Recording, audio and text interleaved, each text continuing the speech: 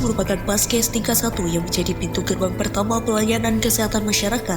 Permekes RI menyatakan bahwa setiap pasien kes wajib melaksanakan pengolahan limbah medis atau limbah B3 berbasis wilayah, di mana umumnya digunakan IPAL untuk mengolah limbah cair puskesmas sebelum dibuang ke lingkungan.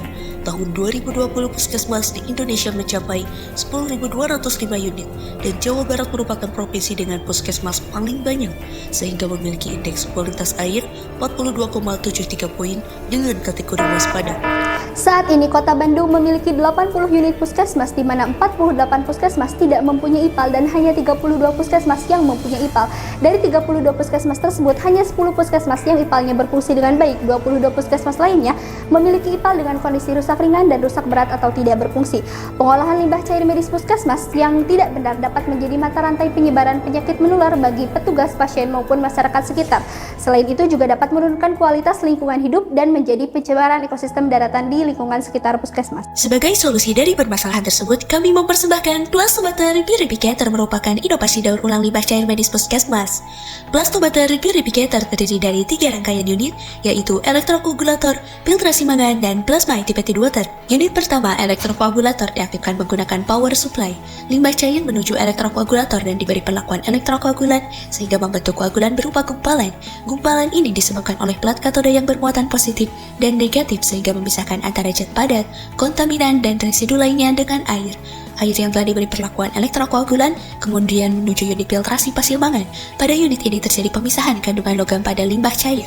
Air hasil filtrasi pasir mangan kemudian dialirkan menuju unit plasma. Unit plasma diaktifkan dengan sistem tegangan DC sebagai sumber daya pembangkit plasma. Air yang masuk akan diplasma dengan tegangan listrik yang tinggi, di mana tegangan tersebut mengalir melalui elektroda unit plasma yang mampu mengionisasi gas di udara bebas menjadi spesies oksigen nitrogen reaktif yang dapat membunuh bakteri dan virus. Gas terionisasi kemudian larut dan terdeposit di dalam air. Akibatnya, air yang sudah diaktifasi oleh plasma mengandung ruans atau spesies oksigen nitrogen reaktif sebagai zat aktif farmasi. Air yang telah diaktifasi oleh plasma ini disebut dengan plasma activated water. Air ini kemudian dapat dialirkan melalui keran dan ditampung dalam bejana khusus untuk dapat digunakan sesuai kebermanfaatannya, yaitu air layak pakai, air layak minum, air steril yang dapat digunakan sebagai penyubur tanah dan tanaman, sebagai antiseptik serta pelarut obat injeksi. Bahkan, plasma activated water telah terbukti dapat digunakan sebagai pengobatan kanker.